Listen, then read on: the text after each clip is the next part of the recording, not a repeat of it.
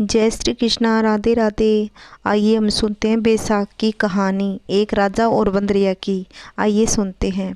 एक राजा था, वह सुबह जल्दी उठकर बैसाख के महीने में गंगा जी में नहाने जाता और कहता कि मेरे से पहले कोई भी गंगा जी में नहीं नहाएगा। एक बंदरिया थी जो राजा से पहले नहा लेती और पीछे राजा नहाने जाता। जब राजा ने पानी हिलता हुआ और बिखरा हुआ देखा तो उसने पहरा बैठा दिया। सिपाहियों से कह दिया कि मेरे से पहले कोई भी गंगा जी में न नहाए। गंगा जी के किनारे एक पेड़ था, उसके ऊपर बंदरिया बैठी रहती। डाली के सहारे उतर कर गंगा जी में नहा लेती और पेड़ पर जाकर बैठ जाती। बैसाख पूरा हो गया। उसे एक दिन सिपाही ने देख लिया और उसने देखा कि जब अंधेरे में कुछ भी दिखाई नहीं देता और नींद आ जाती है तो यह बंदरिया उस गंगा जी में नहाती। सिपाही उसको पकड़कर राजा के पास ले गया और कहा कि यह बंदरिया आपसे पहले नहाती है।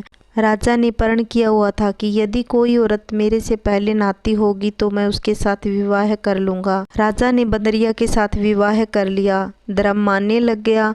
बैसाख में नहाने से बंदरिया के बच्चे होने की आशा हो गई। पूरे महीने हो गए। जब बंदरिया ने पूछा कि मेरे बच्चा होगा तो मैं किसे जगाऊंगी, तब राजा ने महल में एक घंटी बंधवा दी और उसे कहा कि तेरे दर्द हो तो तू घंटी बजा दियो, फिर आकर सारा इंतजाम कर दूंगा। राजा की कई रानियां थी, उन्होंने उस बंदरी से पूछा ये घंटी किसने बांधी, तो जब वह बोली राजा ने ही बांधी थी। मेरे बच्चा होगा तब मैं बजाऊंगी। रानी ने कहा जरा बजा के तो दिखा कि राजा आएंगे या नहीं। बंदरिया ने घंटी बजा दी। राजा आया तो जब पूछा कि घंटी क्यों बजाई, तब बंदरिया बोली कि रानी ने कहा था। बंदरिया के बच्चा होने लगा तो उसने घंटी बजाई पर राजा नहीं आया। फिर रानियों से बंदरिया ने पूछा मैं बच्चा कैसे पैदा करूं, तब रानियों ने कहा आँख में पट्टी बांध ले, ओंखले में सिर दे दे। फिर बंदरिया के बैसाख नहाने के पुण्य से अति सुंदर लड़का पैदा हुआ। होते ही रानी ने राजा को नहीं दिया और दासी को दे दिया और कहा कि इस बंदरिया के बच्चे को नदी में बहा दो और बंदरिया के पास आटे को खून में लपेट कर रख दो। राजा ने आकर पूछा कि ये बच्चा हुआ है, तो तब रानी ने कहा बच्चा नहीं हुआ, ये तो ईंट पत्थर हुआ है। फिर राजा ने संतोष कर लिया कि रानियों के बच्चा नहीं होता, इसलिए इसके बे नहीं होगा। उधर दासी बच्चे को फेंकने लगी तो नदी में नहीं फेंका गया। कुम्हार मिट्टी का बर्तन बना रहा था, उसके अंदर रखकर आ गई। कुम्हार और कुम्हारी खुदी हुई मिट्टी लेने गए तो देखा बहुत सुंदर बच्चा सो रहा था। जब कुम्हार बोला कि हमारे बच्चा नहीं था, इसलिए भगवान ने बच्चा भेजा है, जिसको तुम पाल ले तो अपने घर ले चलेंगे। फिर कुमारी बोली ले चलेंगे, अपने खातिर ही भगवान ने भेजा है। उसको पाल पोस कर बड़ा कर लिया। लड़का रात दिन बढ़ने लगा। वह कुम्हार मिट्टी का हाथी बनाकर बेचा करता। एक दिन लड़का बोला पिताजी मेरे को भी हाथी घोड़ा दो, मैं भी खेलूँगा। फिर हाथी घोड़ा ले जाकर कुएं पे बैठ गया।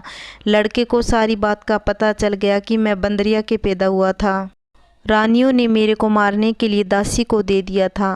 कुएं पर दासियां पानी भरने के लिए आई तो दासी को देखकर बोला कि मेरा मिट्टी का हाथी घोड़ा पानी पी लेगा। तब दासियां बोली मूर्ख, कभी मिट्टी का हाथी घोड़ा भी पानी पीता है? फिर लड़का बोला मूर्ख, कहीं बंदरिया के भी ईंट पत्थर पैदा हुआ है? फिर वह दासियां घर आकर रानी को बोली कि ये कुम्हार का लड़का है और उसने हमें यह बात कही और घड़े पर कंकरी मारकर फोड़ दिया। फिर रानी ने जहर का लड्डू तैयार किया और कहा कि ये लड्डू उस लड़के को खिलाओ। दूसरे दिन वह दासियां उस लड़के को लड्डू खिलाने के लिए गई तो भगवान ने उस लड्डू को गोंदगिरी का लड्डू बना दिया। अगले दिन दासियों ने आकर देखा कि वह मरा नहीं, वह खेलता ही रहा। इस पर रानी रूठ कर सो गई और राजा ने आकर पूछा रानी क्यों सो रही है? तब रानी ने जवाब दिया कि कुम्हार को अपनी बस्ती से निकाल दें। राजा ने कहा ये क्यों कड़वा बोलती है, पर रानी ने जिद करके कुम्हार को निकलवा दिया। कुम्हार जंगल में रहने लगा। फिर वह लड़का बोला पिताजी 108 करवे 108 गोले बना दो। वह ठंडे ठंडे घड़े भरकर बैठ गया। गनगोरों के लिए मिट्टी लेने के लिए बहुत सारी लड़कियां आई। राजा की साहूकारनी भी आई और बगीचे में बैठकर खेलने लग गई। खेलते खेलते प्यास लग गई। लड़कियां उस लड़के से बोली कि हमें पानी पिला दे। फिर वह लड़का बोला मेरे पास ये गोलियां हैं, इन्हें खाती चली जाओ और मेरे पीछे फिरती जाओ। फिर कई लड़कियां ने कहा तेरी गोली नहीं खाऊं, हमें प्यास लगी है, तुम ही खा लो। फिर वह लड़की आगे आकर बैठ गई। लड़कियां एक एक करके गोली खाती गई और ठंडा पानी पिया और उसके चारों तरफ फिरने लगी। सब लड़कियों के गर्भ रह गया। लड़कियां मिट्टी लेकर घर आई तो पीछे उनके बाप ने ब्याह का साया निकलवाया तो साया नहीं निकला। उसने कहा इनका ब्याह तो हो जाना चाहिए। बाद में लड़कियों से किसी को जी घबराए, रोटी नहीं खाए, कोई उल्टी करे। फिर सब ने उनसे पूछा तुम्हारी ये क्या हो गया? मुझे तो नहीं पता, मैं मिट्टी लेने गई थी, वहाँ पर कुम्हार का लड़का हमें एक एक गोली देता गया और पानी पिलाता गया और खुद बीच में बैठ गया और हमारे से कहा तुम चारों तरफ फिरो। यह बात सुनकर सबके बाप कुम्हार के लड़के के पास गए और बोले हमारी लड़कियों का ब्याह है, तेरे साथ करेंगे। उसने सबके साथ फेरे लिए। फिर कुम्हार बोला आप बड़े आदमी हो, राजा रानी हो, मेरा बेटा ऐसा क्यों करेगा? पर सब कोई उसके साथ अपनी अपनी लड़कियों का विवाह कर गए। बहुत सा धन दौलत देकर अपनी लड़कियों को विदा कर दिया। इस तरह 108 बहुएं आ गई। फिर सबके लड़के भी हो गए और 108 कमरे बनवा दिए। फिर लड़के ने कहा पिताजी हम सारे नगर में दावत का बुलावा देंगे, आपके इतनी बहुएं आई हैं और इतने पोते हो गए। तब कुमार ने कहा जिमा दो। तब सारी नगरी और राजा रानी को बुलवा दे दिया।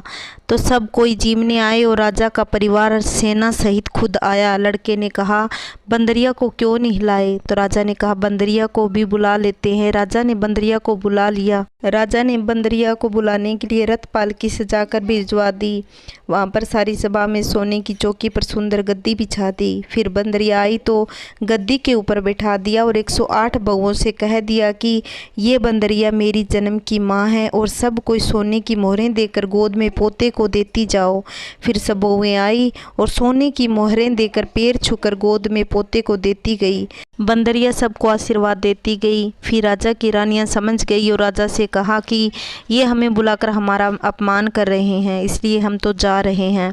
फिर राजा भी लड़कर बोला कि हे भाई तू बंदरिया का स्वागत इतने धूमधाम से क्यों कर रहा है? जब वह बोला यह बंदरिया मेरी जन्म की माँ है। राजा ने पूछा कैसे?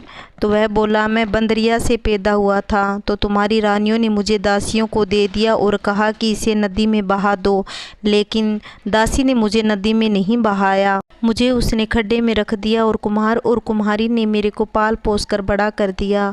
और रानियों ने तुम्हारे से कहा कि इसे तो पत्थर पैदा हुआ है, जो दासी मेरे को ले गई थी वह यही खड़ी है। और दासी ने कह दिया कि हाँ मेरे को ही दिया था, मेरे से इसे नदी में नहीं फेंका गया, इसलिए इसको खड्डे में रख दिया। वहाँ पर वह रानियाँ सुनकर चुप हो गई और पीछे राजा ने रानियों को छोड़ दिया और बंदरिया को साथ ले गया। साथ में पोतों को, बहुओं को और बेटों को साथ ले गया और बड़े गाजे बाजे के साथ अपने घर ले आया और सबको अलग अलग महल बनवा दिए। सब वहाँ पर जाकर राज्य करने लगी और सारी दुनिया कहने लगी कि बैसाख नहाने का इतना फल है तो सबको बैसाख नहाना चाहिए, दान पुण्य करना चाहिए।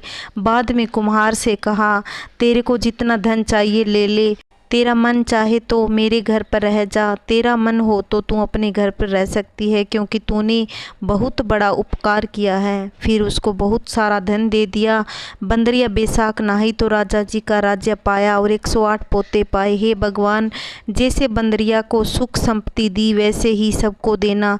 जो कोई इस कहानी को कहता सुनता है उसको भगवान की कृपा, मनोकामनाएं सब पूर्ण हो, सबके घर में सुख शांति बनी रहे।